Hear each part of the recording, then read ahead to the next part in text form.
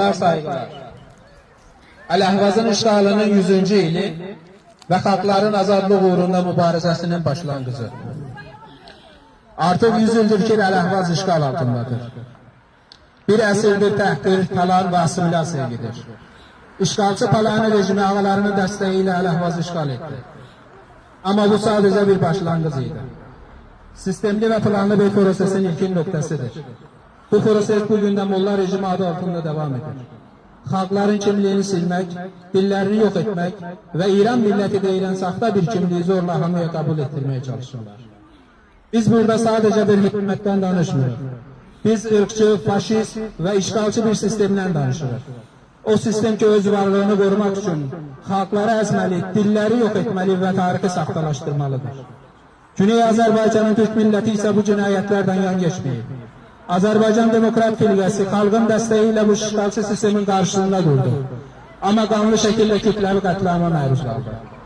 1946-cı ildə 30 bindən çox Türk milleti sadece öz dilini, kimliğini ve azadlığını korumak istediğine göre Palani rejimi tərəfindən soykırıma ve işkenceye məruz qaldı.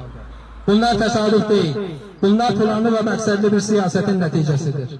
Məqsəd bir bayraq, bir kimlik, bir coğrafya. Yani İran milleti adı deyilen gayri-fars milletleri mahvetmek. Biz ne azınlığız ne de tabi olanlar. Biz ayrıca milletik. Öz dilimiz, tarihimiz, coğrafyamız ve siyasi irademiz var. Bizim öz müqaddiratımızı təyin etme hakkımız var. Ve bu hak ne danışıla ve ne təxirə salınabilir. Milli birlik, ərazi bütövlüğü kimi şuarlar bizim için boş sözlerdir. Bunlar işgalçı sistemin propagandasından başka bir şey değil. Baskılara, talana ve milletlerin hukuksuzluğuna don yediren yalanlardır. Bu şuarların arkasında milletlerin kimliğini inkar etmek, hukuklarını tapdalamak ve siyasi köleliği resmileştirmek dayanır. Türk, Arap, Baloç ve gayri-Fars milletleri artık 100 yıldır ki Fars merkezli hükümetin zulmün altındadır. Dünya içtimaiyetinin suskunluğu ise bu cinayetler açık-aşkar ortak olmak demektir.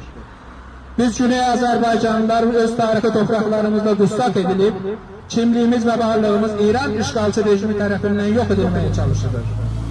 Milli medeni hukuklarımızı isteyen pahallarımız ise uzun müddetli həbs ve işkenceye məruz kalırlar. Ama bu baskılar bizi susturabilmez.